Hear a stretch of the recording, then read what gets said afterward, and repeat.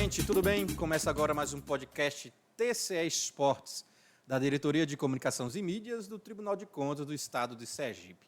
Eu sou Kleber Santos, host desse podcast, que hoje vai abordar um tema muito interessante, que é o Fut7 e também o X1. Essas duas modalidades que está cada vez mais ganhando espaço, não só em Sergipe, mas em todo o Brasil.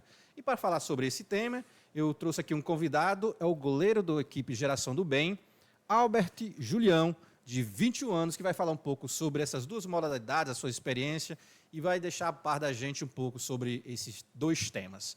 Valeu pela oportunidade de estar aqui, Albert, para ser entrevistado no nosso programa. Muito obrigado pela presença. Eu que agradeço pelo convite. Albert, fala um pouco da sua trajetória, antes de adentrarmos mais sobre essa questão do X9, do X1 e do Fut7. Fala um pouco sobre a sua trajetória. Você tem 21 anos, mas pelo que eu vi, você tem muita experiência aí nessas modalidades, né? Fala um pouco aí sobre sua caminhada aí. Comecei no futsal e no futebol de campo, como quase todo mundo que joga bola começa. Sim. O X1 e o Fut7 é uma modalidade totalmente nova. Chegou agora no estado, no Brasil. E então eu tinha estourado a idade e fui me adentrando me adequando ao esporte. Quando você fala história de idade, o quê? Porque você pegava a parte juvenil, com Exato, a base. 18 anos. Jogava na base. Normalmente a base até é sub-17. Ah, entendi, sub-17. Sub-17 e sub-21 é mais para galera que já está entrando profissional. Certo. Só que no estado de Sergipe não tem equipe sub-21. Tipo, as categorias de base de confiança, Sergipe não tem sub-21. Até então você tentou na seleção na categoria de base dessas equipes. Isso. Aí estourou a idade, aí normalmente futsal ele vai até um pouco sub-20, sub-23 aqui no estado. Sim. Então eu comecei a acompanhar um pouco mais o futsal, fui mais futsal. Até que então chegou o Fut7. Fut7, 16, 17 anos, eu comecei a jogar adulto já. Entendi. Comecei a jogar adulto. E aí fui ganhando experiência, querendo ou não, uma pessoa com 16, 17 anos, já jogando com adulto. Verdade. E você, qual a sua altura? Tenho 1,86 m. 1,86 m, né? Dá uma ajuda bastante para um goleiro, né? O paredão, o gol é menor do que o futebol de campo, né? Ajuda bastante, né? E, Albert, então fala um pouco agora sobre... você representa hoje, no Fut7, a equipe da Geração do Bem, né? Que é a Geração do Bem, que é coordenado por Janilson Alves, né? O coordenador desse instituto beneficente, e alcança geralmente mais um projeto social na comunidade Nossa Senhora do Socorro, né? Mas, além disso, vocês têm esse braço esportivo, que é justamente a sua equipe de Fut7, né? Fala um pouco sobre a participação no ano passado, ainda esse ano, da Geração do Bem no Fut7. Bom, ano passado a gente participou de 3 competições. A Liga Prata, que na verdade o Fut7 ele não tem uma única federação. Certo. Então a gente participou de praticamente todos os campeonatos e todas as federações que tem no estado. Entendi. A Liga Prata a gente participou, foi campeão da Liga Prata ano passado. Que era uma espécie de segunda divisão de uma federação, Isso, né? isso. Certo. Foi campeão da Liga Prata. Chegamos na semifinal da Copa TV Atalaia do ano passado. Sim. E chegamos na semifinal da Copa TV Atalaia ano passado. E teve a Liga Ouro, que a gente acabou sendo eliminado na primeira fase. Isso ano passado ou já esse ano? Ano passado, isso Ano aí. passado. Agora, esse ano, já participaram agora de alguma competição? Fala um pouco sobre esse primeiro semestre, esse metade do segundo semestre. Esse ano a gente já participou de uma competição no início do ano, esqueci o nome da competição, mas Sim. a gente chegou à semifinal também, fomos eliminados na semifinal. E, aliás, perdemos na final, fomos vice. Entendi. E esse ano ainda estamos participando da Copa TV Atalaia. Início de novembro tem Copa Aracaju e no final de novembro tem Taça Rede Gol. Então, ainda esse ano ainda promete muitas emoções aí, né, para o pessoal que torce para o Geração do Bem e para vocês, atletas ainda, né? Tem muita coisa ainda esse ano e a gente continua trabalhando forte, né? Treina 2, 3 vezes na semana para poder chegar no jogo, tá todo mundo bem. Fala um pouco agora, para a gente entender melhor, assim, sobre o Fut7 no estádio. São mais ou menos quantas federações? O que é que precisa para participar? De repente, alguém está assistindo para a gente. Eu quero também participar de uma equipe. Quais seriam os caminhos assim mais fáceis para participar de uma equipe, também para entender um pouco esse mundo do Fut7? Bom, nacionalmente existem 3 federações. Entendi. 3 federações de Fut7. Porque, como é novo, A, B, C e D, todo mundo quer ter sua federação. Entendi. Então, o Fut7 ele não tem regras fixas, é tanto que tem federação que uma regra é X e outra federação a regra é Y. E para o goleiro, tem uma bem diferente? Tem. Dá para citar um exemplo, assim, por exemplo? Tem federação que a bola com os pés abre contagem de 5 segundos, como se fosse com a mão. Tem federação que não. Tocou a bola na gente, a gente pode trabalhar lá normal sem a contagem dos 5 segundos. Entendi. Teve algum jogo que você já se confundiu já? Já.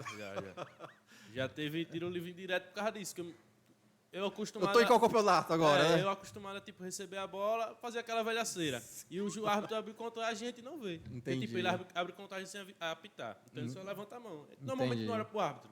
Aí ele abriu contagem, daqui a pouco ele apitou, tiro livre direto. Aí eu, Entendi. o que eu vou fazer agora? Então você tem que se adequar ao torneio que está realizando, a federação que está realizando o torneio. Né? Normalmente eu costumo perguntar antes do jogo começar. Professor, Entendi. como é isso aqui? Como é que funciona? Aí ele explica para poder tirar a dúvida antes, para não ocorrer problema durante o jogo. Uhum.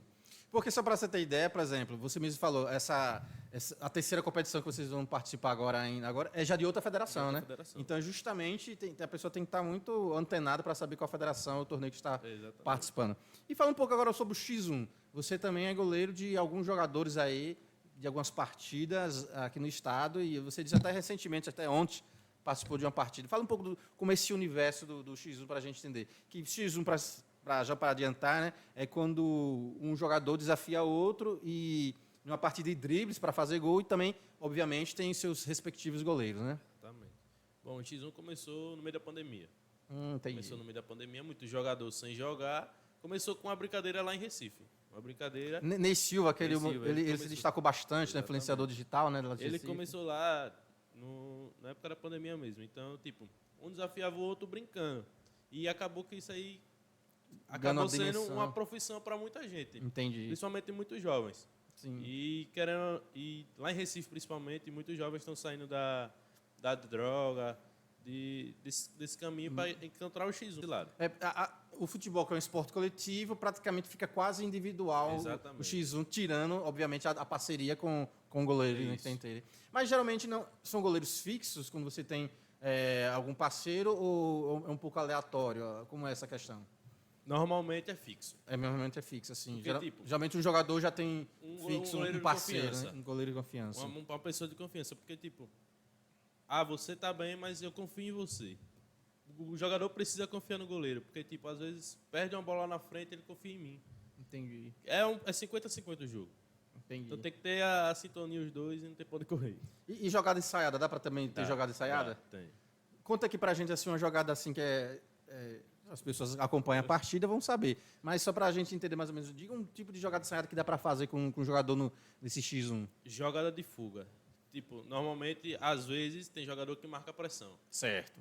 Então, eu tô com a bola, meu jogador tá aqui, ele vai receber a bola. E o outro jogador vem marcar pressão. Na hora que o árbitro abre contagem, tem um tempo lá que a gente sabe já.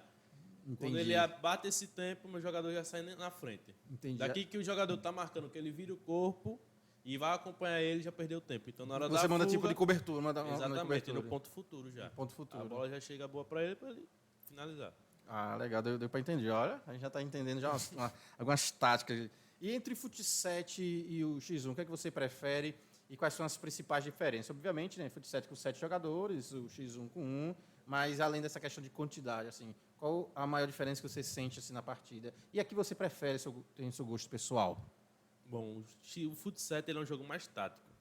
Um jogo mais tático porque exige mais jogar ensaiado que o X1, muito mais. Verdade. Exige um entrosamento muito maior do que o X1, porque não é um entrosamento entre eu e você, é um entrosamento entre eu mais 6, fora os reservas. Verdade. Então, querendo ou não, se a gente for para o que é o mais fácil? O mais fácil é o X1, Entendi. na teoria. Sim. Porque na prática é um pouco mais complicado. Mas o Fut7 tem que ter o grupo. Tem um grupo. Se um grupo estiver fechado, esqueça que é a vitória certa. Legal. E como você pode compartilhar assim, um momento na sua carreira aí, nessa trajetória mais emocionante que você ganhou cada vez mais gosto de ser goleiro, né? E antes disso, queria perguntar, como é que você parou para ser goleiro? Geralmente as pessoas querem ser atacante, e você foi logo pro gol, né? Fala um pouco sobre essas duas questões aí. Bom, comecei jogando na linha quando era pequeno. Tinha o quê? 9, 10 anos. Quando era pequeno, você... eu acho que desde cedo já começou a jogar essa altura, o 1,84 m, mas eu entendi o que você falou. Quando eu era mais novo, aí Alberto pegou para brincar. Aí comecei a gostar. fui gostando, e aí tô aí até hoje. E o momento mais importante que marcou, não digo mais importante, mas que marcou você em algum campeonato, que você quando defendeu uma bola, dá para compartilhar essa experiência aí? Tá. Na Copa do Nordeste escolar, sub-17, jogava pelo Instituto Dom Fernando Gomes. O campeonato já começou totalmente turbulento, porque tipo, a gente perdeu o primeiro jogo, e aí foi pro segundo, isso é no banco, começou o segundo jogo. Você era reserva, então? Reserva. Entendi. Começou o segundo jogo, aí tinha uma regra na competição que caso o jogo empatasse, iria para os pênaltis. Quem ganhasse teria um ponto a mais. No empate, tipo, cada um iria com um ponto, mas quem ganhasse teria Entendi. um ponto a mais. Aí eu disse, professor, para não botar que eu vou pegar. Eu no banco. O professor botou, eu peguei 2 pênaltis. Depois desse jogo, fui titular a competição todinha. Legal. Chegou, e no jogo que a gente tinha perdido pro Ceará. Pra equipe do Ceará. Chegou na final, a gente pega a equipe do Ceará. Jogo lá, jogo cá, jogo lá, jogo cá, empate, vamos pra final. Chega nos pênaltis. Chegamos no pênalti, peguei 2 pênaltis entre campeão nordestino. Então eu tô falando aqui diante de um especialista em pênaltis, assim. Existe um segredo na hora de defender um pênalti, assim, conta aí pra gente, ou então com a sua maior tática ou estratégia na hora de defender um pênalti. Ou é só abrir os braços e a gente decidir? Segredo não tem, mas normalmente a gente conhece muito jogador. Jogador que ele é mais habilidoso, ele tem um jeito de uma batida. Jogador que ele é mais grosso, ele bate de um jeito totalmente diferente. Jogador destro bate de um jeito, jogador que eu também. Tudo é estudado. É analisado caso por caso, né? Exatamente. Legal. E falando de goleiro, assim, você se inspira em algum goleiro? Você já está de mesmo futebol de campo, algum goleiro, ou você não se inspira em ninguém, e aí sou eu mesmo e pronto? Na época do campo era Tafarel, né? Tafarel, né? Sai que é sua, Tafarel, né?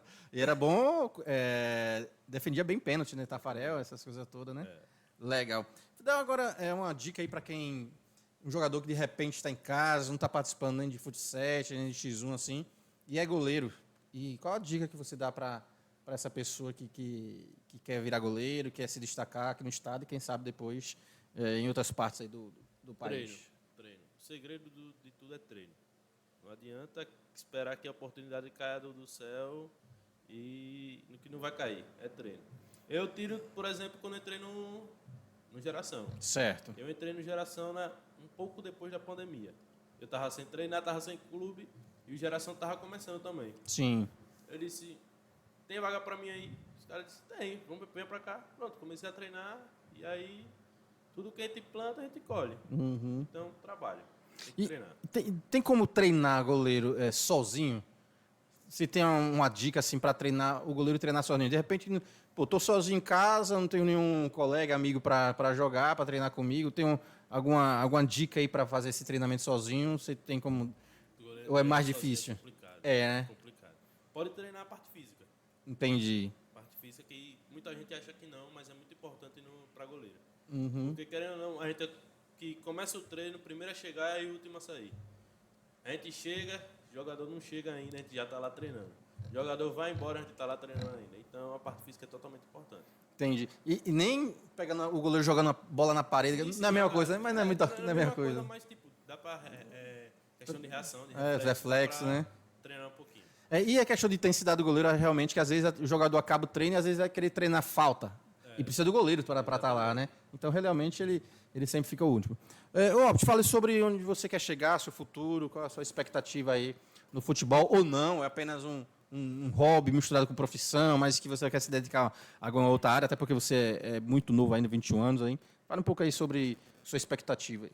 Hoje ainda penso no futebol, no X1 principalmente, pela crescente que vem sendo. Entendi. Hoje acho que todo mundo que está no meio do X1 pensa nessa crescente, porque é um esporte que vem crescendo absurdamente.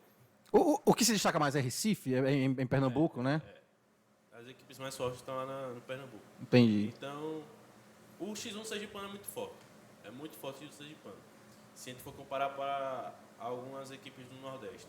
Então, dá para botar na balança que vem Recife e em segundo lugar vem Sergipe. Sergipe está com esse destaque assim? Ah, legal, não sabia não. Paraíba também vem forte. Então, Você já participou de algum torneio lá em Recife? ainda não. Estou para ir em novembro. Novembro. Dia 16, provavelmente. E em outro estado já participou? Não. Mas existe, eu acho, uma expectativa para fazer algum intercâmbio, né? Uma equipe de vocês jogarem lá e de lá jogarem aqui, né? Provavelmente estavam querendo ir agora dia 30, só que não deu certo, a gente ia para Alagoas. Entendi. E eu sei 4 jogadores de lá contra 4 jogadores daqui. E eu ia haver esse confronto. Só que aí não deu certo por causa de algumas coisas, mas estão querendo fazer isso próximo mês ainda também. Entendi. Só para as pessoas terem ideia da dimensão do X1 aqui no estado, mais ou menos quantas pessoas, quando tem um clássico no X1, lotam a quadra de torcedores, que inclusive paga, né? Não é, nem todas as competições são gratuitas, nem todos os jogos são gratuitos, mas existe cobrança de ingresso. Só para as pessoas terem ideia do interesse aqui no estado, assim, será que dá mais ou menos 1.000 pessoas, 800 pessoas? Imagine, 800 pessoas é um número de 800 para 1.000, né? A né? gente fala isso, 800 pessoas, 1.000 pessoas, pouco. Porque muita gente prefere assistir na live do que lá no evento, por conta da quantidade de gente que e não tem estrutura Para visualização, né? Então é melhor você assistir em casa do que lá. É verdade, ele tocou no assunto que é essa questão da como estão muito coligados, né? O Fut 7, eu digo mais, o X1 com as redes sociais, né? Não só a presença. Por exemplo, temos, como nós falamos em Pernambuco, que é Ney Silva, né? Que é unanimidade aqui, um dos que mais fizeram a propaganda, mas aqui no estado também tem alguns Instagrams, perfis como Pedalada, né? Ele eu acho que se destaca mais, né? E outros mais. Canal Fute, eu acho que também destaca muito futebol, futsal também, né? Então, está muito ligado. E como você percebe essa interação, essa resposta de seus amigos, colegas na rede social e que acompanha você, às vezes não só pessoalmente, mas também virtualmente. Fala um pouco sobre essa relação do esporte com a rede social que você percebe. Você que é um cara novo, 21 anos, e está totalmente, já nasceu nesse mundo virtual, né? Eu sou um pouquinho mais velho, eu acompanhei essa mudança da analógico para o digital aí.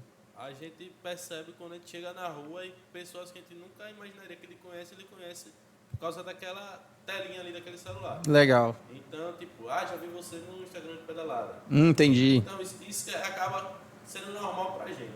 Normal não, estranho. Sim, é verdade. É o novo normal, né, para a realidade de vocês, né? Então, aí, o Instagram, ele acaba sendo muito forte no quesito de divulgação.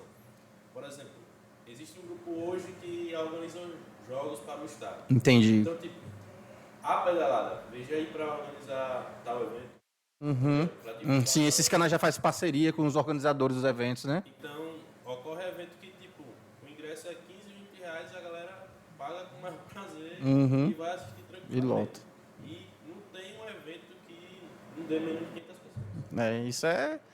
Imagine, é difícil... No futebol sergipano, às vezes tem partida que não dá isso, né? E no Batistão. Quanto mais, agora estamos falando de um esporte teoricamente amador, né? Porque praticamente profissional, futebol de campo, né? Amador, que já está nessa fase de transição para amador para profissional. Mas, né, que é chancela, totalmente profissional, a pessoa não tem CLT em relação a isso, né? Hoje a gente tem uma organização que é chamada X1 Brasil. Ela que está organizando o X1. Entendi. Ela é a organização que está organizando o X1. Ela ainda não veio para Aracaju. Não fez evento aqui em Aracaju. Certo. Está querendo vir no final de novembro. Entendi. Mas ela quer vir fazer um evento em Aracaju esse ano ainda. Legal. Eles querem, não conseguiram, mas eles querem fazer um evento esse ano. É tanto que todo evento que eles fazem em qualquer estado, lotam ginásios. Ginásios lotam. É absurda a quantidade de gente que tem. Legal. É capaz de... Se já aconteceu, ou você vê em um futuro bem próximo, ter um evento no Constâncio Vieira de X1, já teve...